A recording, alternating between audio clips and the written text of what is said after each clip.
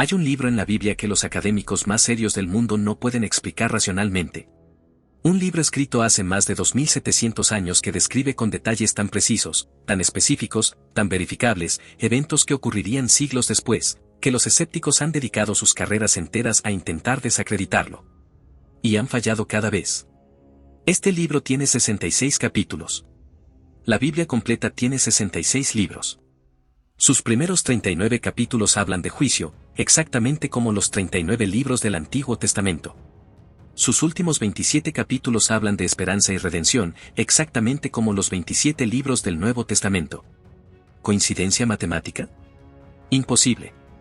Y lo que estás a punto de descubrir sobre el hombre que lo escribió va a cambiar permanentemente la manera en que lees las Escrituras. Bienvenido a Fe Total. Para entender a Isaías tienes que entender el momento histórico en que vivió. Y ese momento era, sin exageración, uno de los más caóticos y aterradores que Judá había experimentado en generaciones. El rey Usías había gobernado durante 52 años, uno de los reinados más largos y prósperos de la historia del reino. Medio siglo de relativa estabilidad. Y de repente, murió. Para el mundo antiguo, la muerte de un rey de esa magnitud no era simplemente un cambio de gobierno. Era una sacudida existencial. Era como si el suelo debajo de tus pies de repente dejara de ser confiable. Los asirios, el poder imperial más brutal de esa época, ya estaban mirando hacia el occidente. Sus ejércitos habían reducido ciudades a escombros con una eficiencia que aterrorizaba a todos sus vecinos. Y Judá, pequeña, dividida, corrupta por dentro, parecía la presa perfecta para el momento en que el gran rey muriera. En ese contexto, había un joven sacerdote llamado Isaías. Venía de una familia honrada. Había crecido en el templo, conocía los rituales, había escuchado las historias de la grandeza de Dios desde niño. Pero lo que veía a su alrededor lo perturbaba profundamente. La corrupción había penetrado hasta el corazón de las instituciones religiosas. Los sacerdotes que deberían ser ejemplo de justicia buscaban su propio beneficio. La idolatría se infiltraba silenciosamente en la ciudad santa. Y el pueblo, en lugar de buscar a Dios en el momento de mayor necesidad, buscaba alianzas con naciones que adoraban otros dioses. Isaías sentía que algo estaba a punto de romperse. No sabía exactamente qué. Solo sabía que era inevitable. Dale like a este video ahora mismo porque lo que viene en los próximos minutos es una de las historias más extraordinarias de toda la Biblia. Un día, mientras oraba en el templo, algo ocurrió que cambiaría no solo su vida sino la historia de toda la humanidad.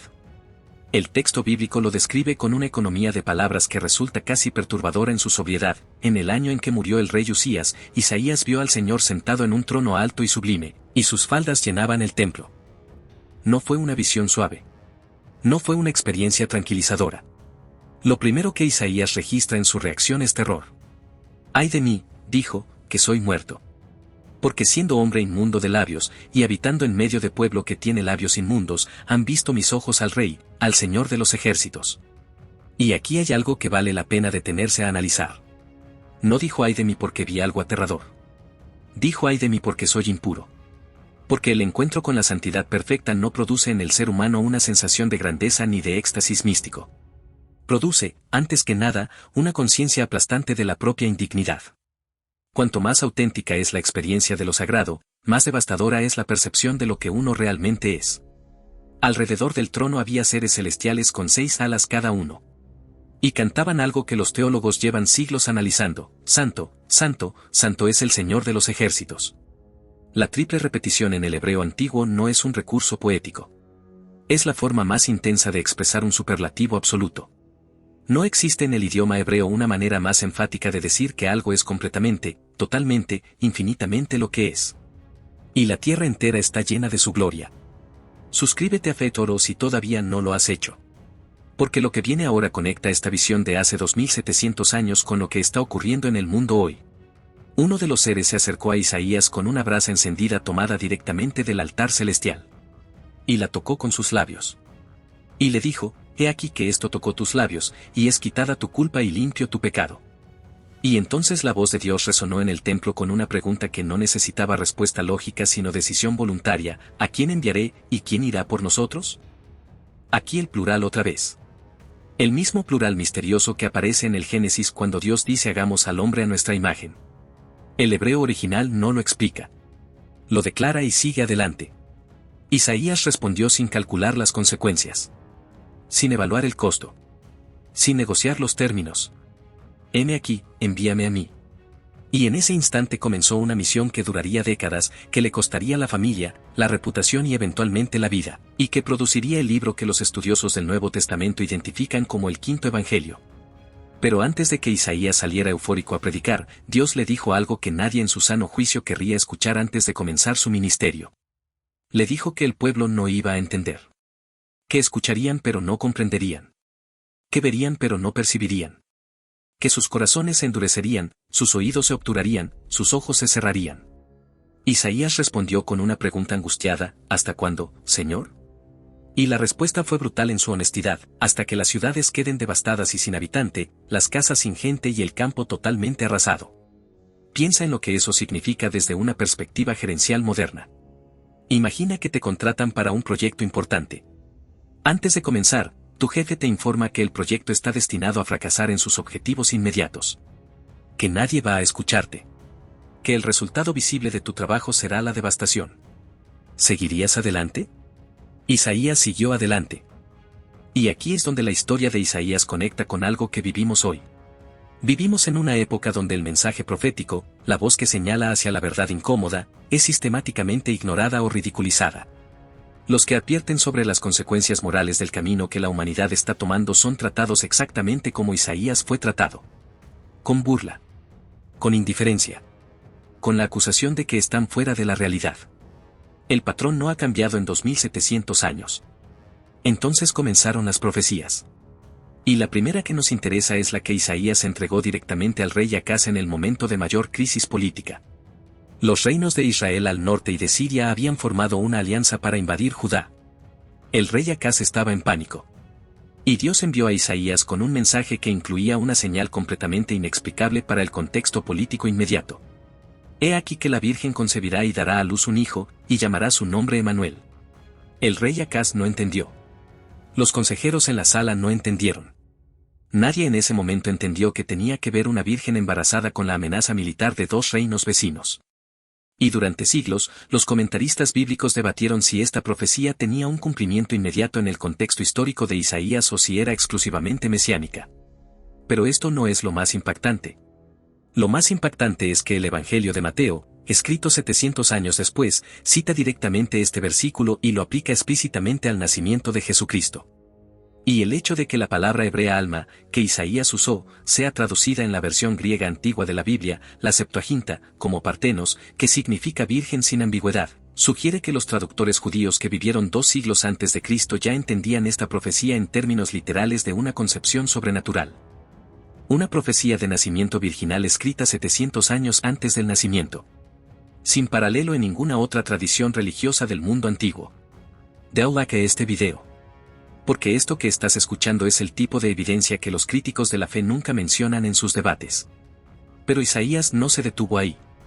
Poco después, en medio de noches de oración que lo dejaban físicamente agotado y emocionalmente destruido, llegó otra visión. Una criatura. Un niño. Pero no un niño ordinario.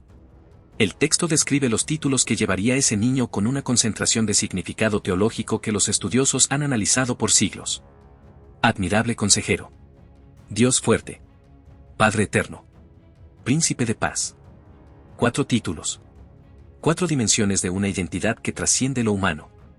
El pobre Isaías los escribió y los anunció en la plaza pública de Jerusalén. Y la reacción que recibió fue exactamente la que cualquiera de nosotros recibiría hoy si saliera a la calle a proclamar que un niño va a nacer con el título de Dios fuerte. Risas. Burlas. Pedradas literales. Uno de los amigos de Isaías le dijo lo que cualquier persona racional le diría: Isaías, cada vez que hablas más gente se te voltea en contra. Más gente te odia. Más aislado quedas. Y Isaías respondió algo que resume toda la lógica de la fe profética: yo sé. Pero si Dios me mandó a hablar, no puedo callarme. Esto conecta directamente con algo que estamos viendo en el mundo hoy. En una época de censura algorítmica, de cancelación cultural, de presión social para callar cualquier voz que incomode al consenso establecido, la historia de Isaías es sorprendentemente contemporánea. El profeta que dice lo que nadie quiere escuchar siempre ha pagado un precio. Siempre. Y entonces llegaron las visiones más oscuras. Las más perturbadoras. Las que pusieron a Isaías de rodillas en el suelo del templo llorando sin control. Vio a un hombre. Un siervo. Alguien de apariencia humilde, sin atractivo particular, sin la estética de poder que se espera de un enviado divino. Y ese hombre era despreciado. Rechazado. Ignorado. El texto que Isaías comenzó a escribir sobre este personaje es tan específico, tan clínico en su descripción del sufrimiento, que los estudiosos del Nuevo Testamento lo citan repetidamente al describir la pasión de Cristo. Despreciado y desechado entre los hombres. Varón de dolores, experimentado en quebranto. Escondimos, por decirlo así, el rostro de él. Fue menospreciado y no lo estimamos. Pero Isaías no se detuvo en la descripción general. La visión se fue haciendo más específica. Más física. Más brutal. Vio la espalda del siervo abierta por azotes. Vio sangre. Vio golpes. Vio un nivel de violencia física tan detallado que resulta casi imposible de procesar emocionalmente. Y aquí es donde lo que viene cambia todo. Isaías vio al siervo siendo ejecutado en una estructura de madera. Extendido. Perforado en manos y pies. Un método de ejecución que en el siglo VIII a.C. no existía. La crucifixión fue desarrollada como instrumento de tortura y muerte pública por los persas y posteriormente perfeccionada por los romanos varios siglos después de Isaías.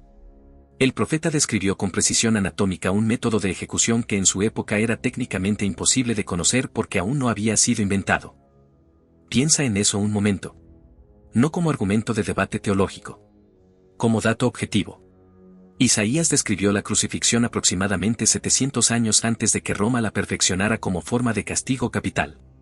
Y luego escribió esto: fue traspasado por nuestras rebeliones, molido por nuestros pecados.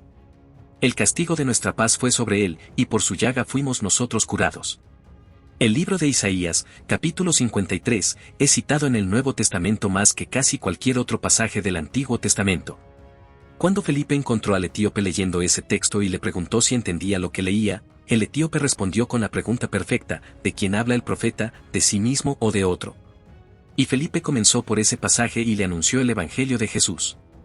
El Antiguo Testamento predicando el Nuevo Testamento. El Nuevo Testamento cumpliendo el Antiguo Testamento.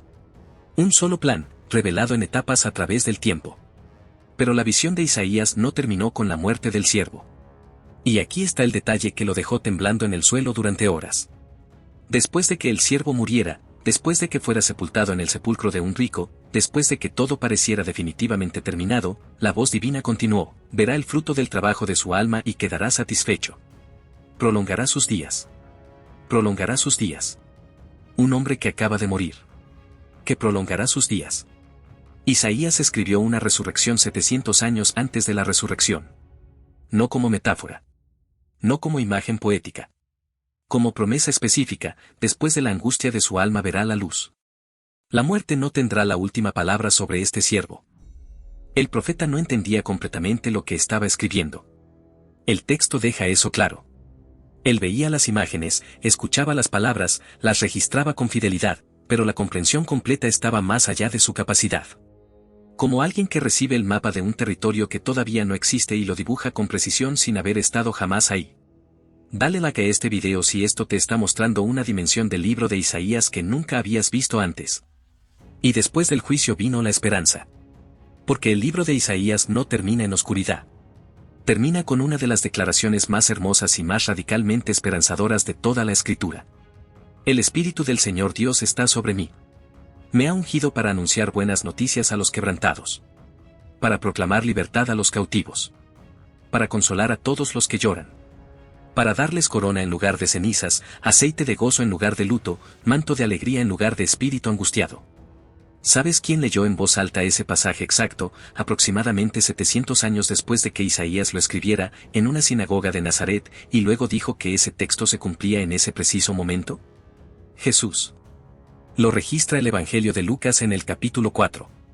Jesús tomó el rollo de Isaías, encontró el pasaje, lo leyó, lo enrolló, lo devolvió al asistente, se sentó, y dijo: hoy se ha cumplido esta escritura delante de vosotros.